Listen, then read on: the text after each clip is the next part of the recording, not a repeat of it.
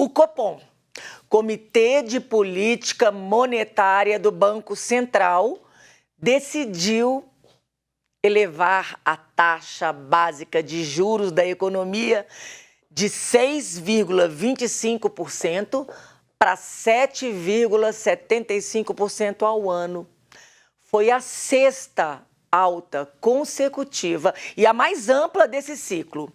Com o anúncio, a taxa Selic atinge o maior patamar em 4 anos. Em outubro de 2017, a taxa foi reduzida de 8,25% para 7,5%. A elevação de 1,5 ponto percentual de uma só vez é maior desde dezembro de 2002, quando a Selic subiu 3 pontos percentuais. Dentro desse contexto, nós vamos conversar agora com o presidente da Associação dos Mutuários e Moradores de Minas Gerais, Silvio Saldanha, para falar sobre os impactos deste aumento no mercado imobiliário. Bom dia, querido Silvio Saldanha. Muito obrigada, viu, de você ter vindo falar conosco. Bom dia, Moninha. Um bom dia sempre carinhoso aos nossos espectadores aqui do Manhã da Piedade, da nossa TV Horizonte. Você sabe que um pedido de vocês aqui para nós é uma ordem, né? Além do prazer, é claro, de sempre participar quando convidado. Então, eu já vou começar agradecendo a oportunidade. Ai, Silvio, a gente que agradece, você nos salva sempre. É tão bom conversar com você, porque é sempre uma conversa clara, direta, que os nossos telespectadores entendem de uma forma muito simples. Então, eu nem te falo mais nosso parceiro, mas o nosso amigo querido. E muito obrigada mais uma vez. Quando a gente vê esse aumento na taxa Selic, né, falar 1%, parece pouco, mas não é, né, Silvio?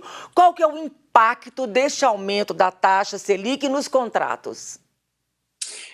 Realmente parece pouco, né, a gente analisar 1%, 1,5%, mas a Selic, ela impacta em duas situações nos contratos habitacionais, nos novos e nos que já estão em andamento. Nos novos, Moninha, porque a Selic ela é um balizador, né? Ela é uma referência de juros ao mercado.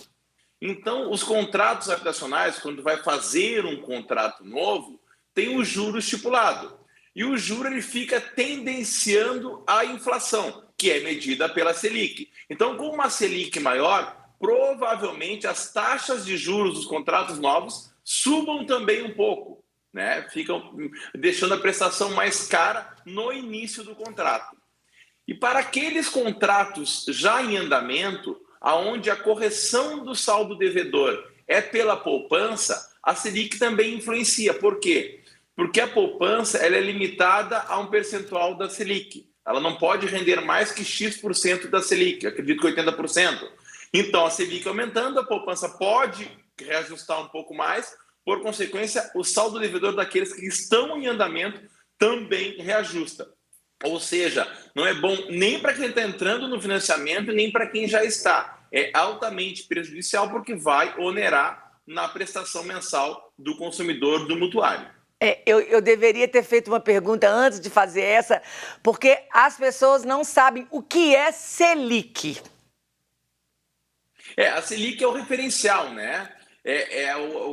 A taxa do Banco Central, é a forma que o Banco Central administra a inflação, apresenta os números para retração ou aumento de investimento no mercado. Tem que investir mais, tem que gastar mais, tem que gastar menos, vai estourar o orçamento. Então, tudo isso são balizadores que vai trazendo um limite de juros até para convidar ou não investimento de fora do país, né? Para que exista maior giro de capital. Agora, com o aumento da Selic, por consequência, diminui o número de investimentos, tá? Deixa de ser tão atrativo o dinheiro girar na economia e fica mais atrativo o dinheiro parado. E é o seguinte, Silvio, quais são as consequências de quem optou nos últimos meses por pausas parciais ou totais nos contratos? Esse é outro vilão que também está onerando as prestações, Moninha. Com o advento da pandemia, né, uma situação totalmente atípica, inesperada, se criou algumas políticas para administrar os contratos e evitar atrasos, evitar execuções, evitar leilões. E os bancos, tanto federais, estatais quanto os privados, concederam algumas pausas de pagamento. Você ficava 1, 2, 3, talvez 6 meses sem pagar. E depois, com a continuidade da pandemia, né, foi necessário novas medidas. E aí os bancos começaram a cobrar parte da prestação. Você pagava metade dela, ou pagava 1/3 dela, ou pagava 1/4 do valor, como forma de pagar algo e não se tornar um inadimplente. Qual que é o grande problema, Maninha? Que essas facilidades acabaram. E aqueles valores que os consumidores deixaram de pagar, seja integral ou seja parcial, foram todos para o final, para o saldo devedor. O banco não ia deixar de cobrar, em nenhum momento o banco disse que ia deixar de cobrar. Ele passaria a cobrar tão logo cumprisse essa pausa. E agora está acontecendo isso. Então, quando você aumenta o saldo devedor, por consequência, a prestação aumenta. Aqueles consumidores que deixaram de pagar por um tempo, pagaram parcial, hoje estão se surpreendendo com prestações maiores do que era antes da pandemia, né? Então, é uma situação bem preocupante, é uma situação de alerta, uma situação que tem tirado o sono de muitos consumidores e, por consequência, aumentado o número de pessoas que procuram a associação procurando alternativas para não perder o seu imóvel. E existem formas de tentar reduzir essas prestações. Quais são essas duas formas? Existem duas formas, perfeito. Adivinhou meu pensamento, né? São duas, sim. Né? Uma forma é a administrativa e a outra é a judicial. A administrativa chama-se portabilidade de crédito. O que é portabilidade de crédito? É você levar a dívida de um banco para o outro. Hoje eu tenho um financiamento no banco A. Esse contrato de financiamento no banco A me custa 10% ao ano. Ao passo que, se eu levar essa dívida para o banco B, ao invés de pagar 10% ao ano, eu vou passar a pagar 8% ao ano. Se você reduz o juro, reduz a prestação. Então, o simples fato de levar de um banco para o outro pode fazer a prestação reduzir drasticamente. Silvio, o que eu devo olhar no meu contrato para saber quanto que eu estou pagando e quanto que outro banco pode oferecer? É o juro? Não. Esse é um outro erro crasso que muito acontece, tá? As pessoas olham, o meu contrato tem um juro de 8% ao ano. Mas o elemento que a gente tem que considerar é o custo efetivo total, que também é um percentual. Só que o custo efetivo total é os juros do contrato mais as taxas embutidas, taxa administrativa, seguro. Então, às vezes, o contrato tem uma taxa de 8%, mas o custo efetivo é 10%. Então, você vai pegar o custo efetivo do seu contrato atual e procurar em outros bancos estatais ou privados um custo efetivo menor. Se ele for menor, com certeza a prestação diminui. Então, essa é a forma administrativa. E a forma judicial é uma forma que muitos advogados que militam na área do direito habitacional, né, já vêm brigando há muitos anos e, felizmente, com um número bem expressivo de sucesso, é através das ações revisionais.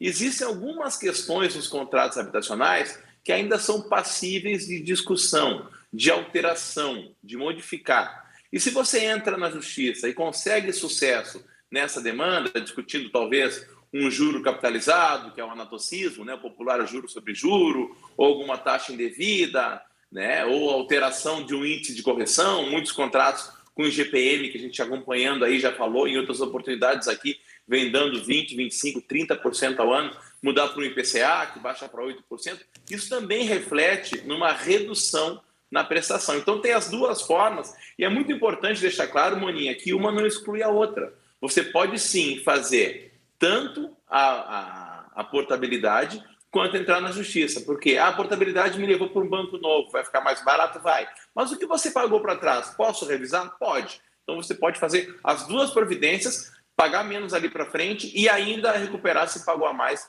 daqui até para trás, lá onde começou o contrato. Maravilhoso. Silvia, uma última pergunta.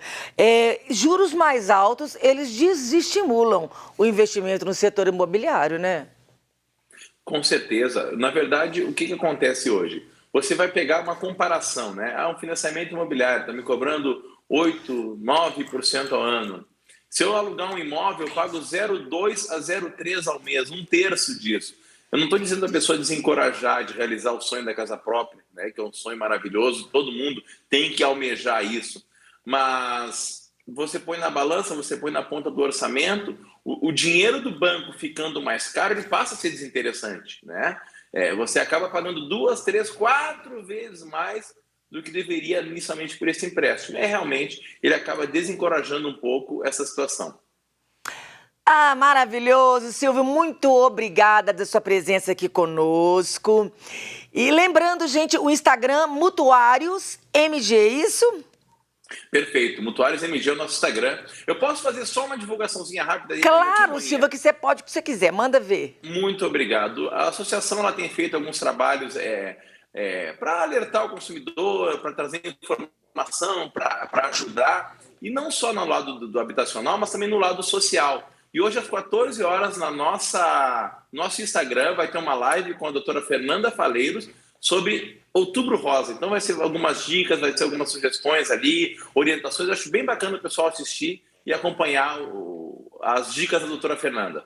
Vamos então falar de novo o Instagram, @MutuáriosMG, isso? @MutuáriosMG. Gente, então lá, segue, compartilha, divulga essa live, vai ser muito bacana. Não perde. Muito obrigada, Deus abençoe muito o seu trabalho, viu? A nós todos, e muito obrigado pelo carinho, pela oportunidade, pelo respeito e parceria que vocês têm com a nossa associação. E em breve nos encontramos. Se Deus quiser.